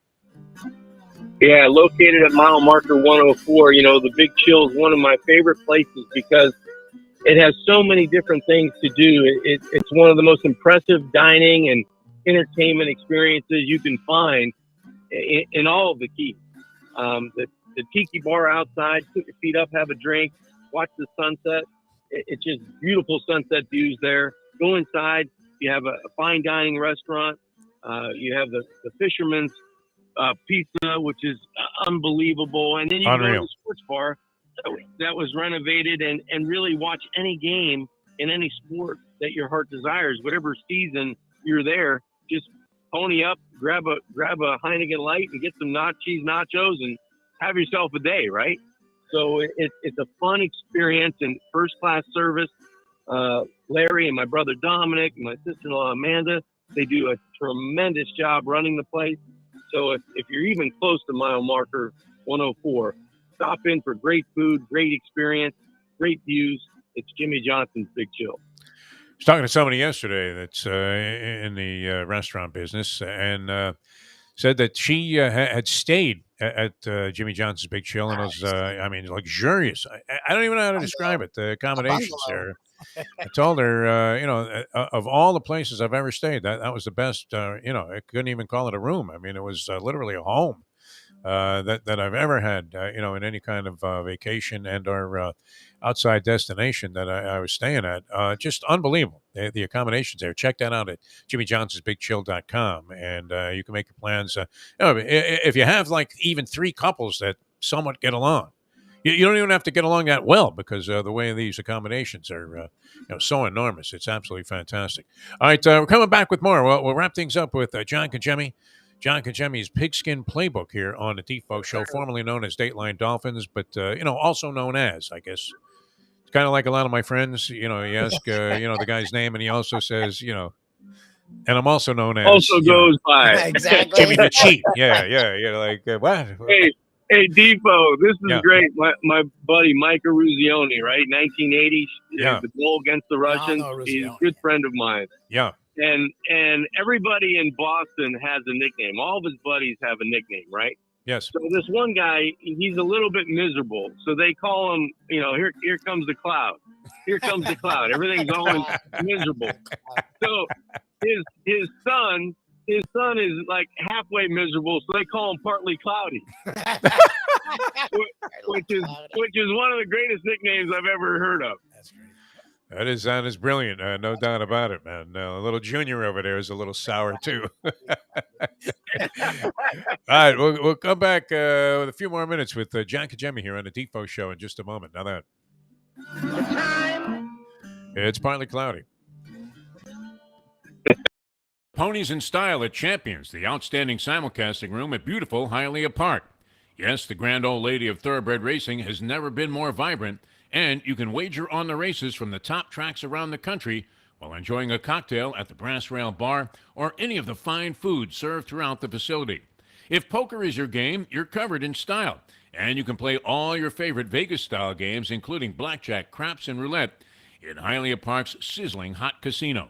Get a player's card when you walk through the door for all kinds of generous amenities, including our favorite, free play, when you come out to the ultimate casino and entertainment destination, Hialeah Park. Hey folks, Tony Segreto here. Since day one, Catholic Health Services has been part of Old School. And since we've started letting people know about them, it's changed their lives. You see, Catholic Health Services, while being recognized as one of the top places for stroke rehab in the country, it's also about a group of people who not just excel in what they do, from the doctors to the nurses to the therapist, on and on and on. It's how they do what they do every single day that separates them from the pack. They do it with a passion, unmatched, and the inclusion of family in every step of the process. Trust me when I tell you this. If you want the best, unmatched rehab with a special group of skilled, caring people, there is truly only one place, and that one place is Catholic Health Services. These days, we're all looking for comfort anywhere we can find it. Thank goodness for Landlubbers Raw Bar and Grill in the Plantation location, because they are making sure you are as comfortable as possible. First of all, they're not only open for delivery and pickup. All you have to do is go to landlubbersbarandgrill.com for both pickup and free delivery. Their hours have changed a little bit. Monday through Thursday from 3:30 to 10, and Friday, Saturday, and Sunday from 11:30 to 10. You're going to have the best wings in the world. You're going to have a great burger. You're going to have their amazing soups. Again, Landlubbers Raw Bar and Grill. It's nice and easy. Just go to landlubbersbarandgrill.com for both your pickup and free delivery. Thank goodness for Landlubbers for making you always feel right at home. Joined us here on Jimmy Johnson joined us here on the program, along with John Congemi, and it's Dateline Dolphins, of course. Leslie Visser, the lovely and talented one. It was always different. You had to know if it was Emmitt Smith, if you screamed at him, he was going to go into a shell. I wasn't going to get anything out of him for the rest of the day. If it's Charles Haley, he was going to get upset at me and maybe threaten me on my life. And I mean it. Yeah, but I mean it.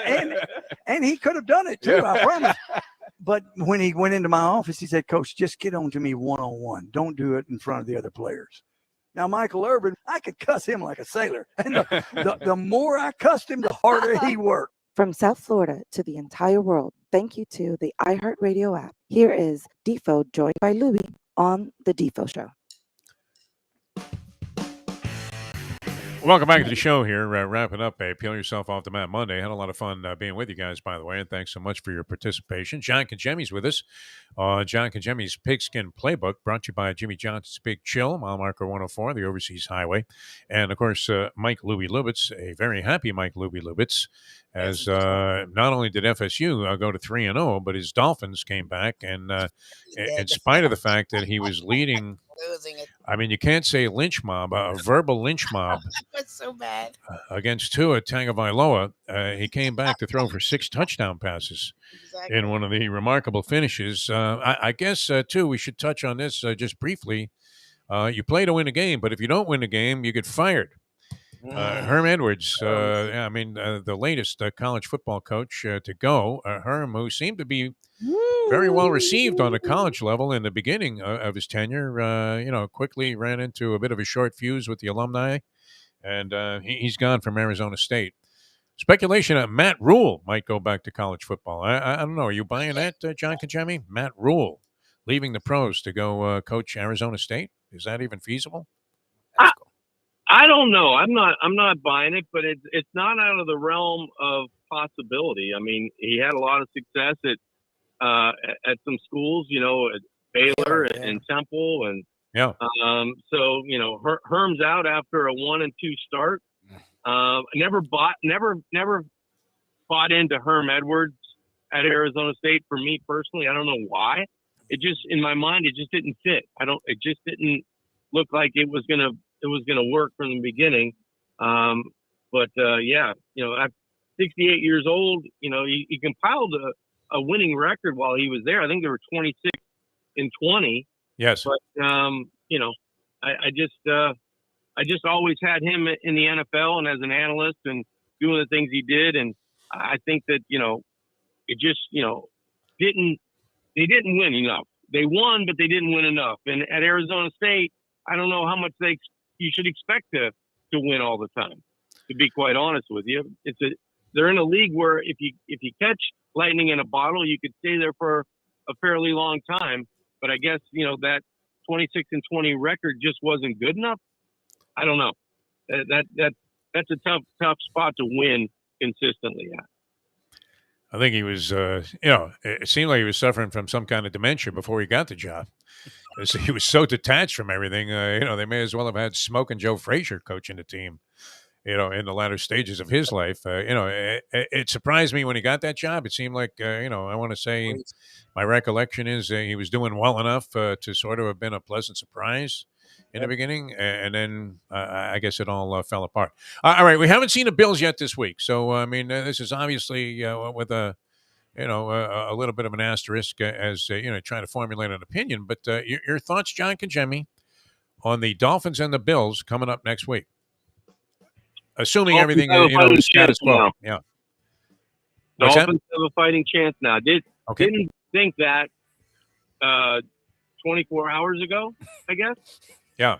Now I feel like this team has the confidence at home to at least be in the football game. I didn't see this as a 2-touchdown game 24 hours ago, 2 weeks ago, 2 months ago.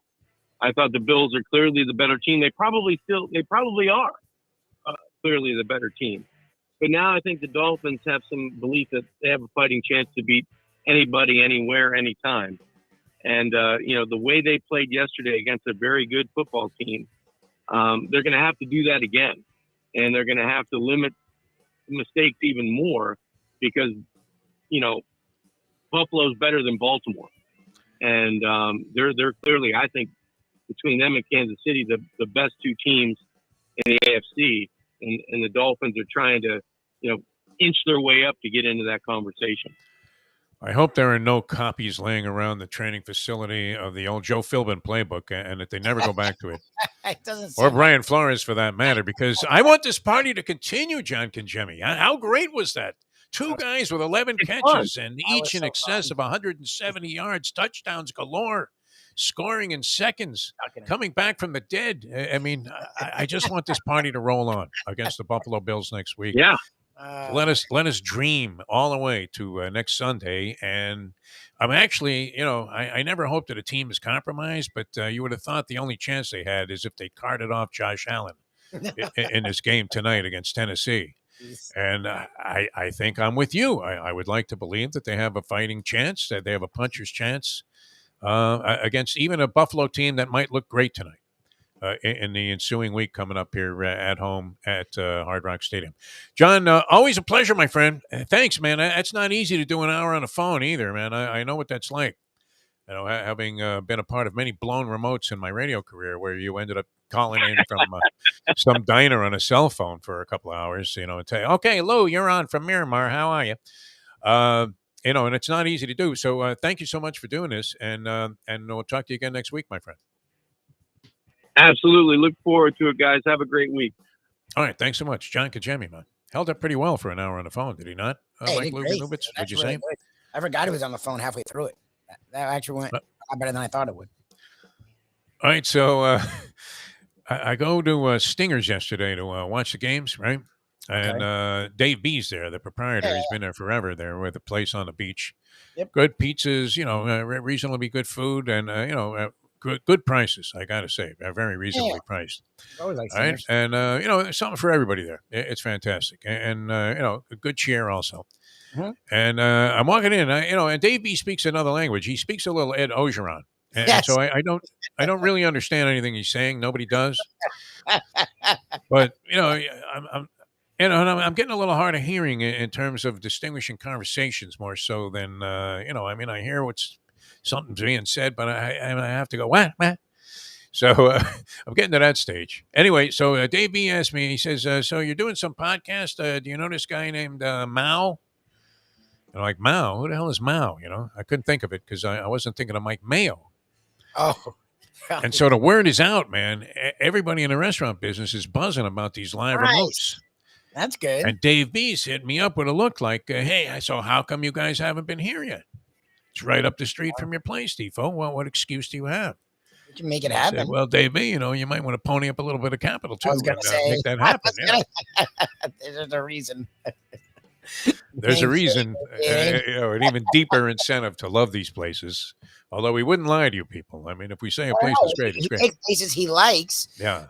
Like Mayo's actually weird about that. The journalist in him. Oh, he's so strange like that. Yeah. It still has integrity. It is, other things involved, obviously. Yeah. All right, so we'll be at Gilbert's, and this is a burger joint, right, on the 17th Street Causeway.